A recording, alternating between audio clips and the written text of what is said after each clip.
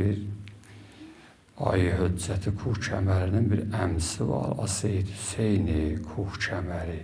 Əlbəttə atasının əmisidir. Nəcəfdə bir böyük müdərris imiş. Bir vaxtı Təbrizin tüccarları Təbrizdən Xoms aparırlar. Nəcəf hamının yanına. Şeyx Mürtəzadan sonra mərcə olub bir müddət. Bunlara pulu qoyurlar ağanın qabağına. Ağa buyurur ki, nə babətdəndir? Deyirlər, Xomsudur. Buyurur, məgər Təbrizdə alimimiz yoxdur. Onlar nədir keçinəcəklər? Götürün pulu, qaytarın, aparın orada üləmazə xəşləyin.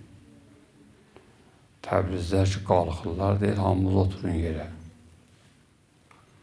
Buyurur ki, Osmanlı dövləti niyə bidinliğə çəkildi? Niyə mərzahagi və hərimi din aradan getdi? Və xatirin ki, mərdum alimlərin saxlamadılar.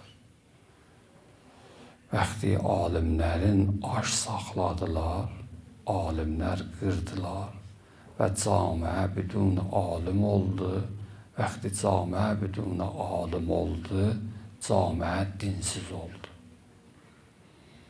Sizin vəzifəniz budur, üləma-i hər məntəqəni hifz eləyəsiz. Ta camiəzi dindar eləyəsiz. Bu həlal həram gərək bu libas deyə. Maarif ilahiyyəni, tohidi gərək bu libasdan görə eşidəsiz. Və əgər bunlara yetişməsəz, bidinlik hakim olacaq.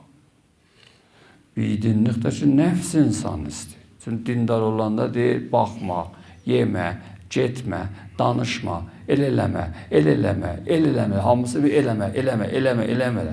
Nəfs insan qoyan tərəf aşır da.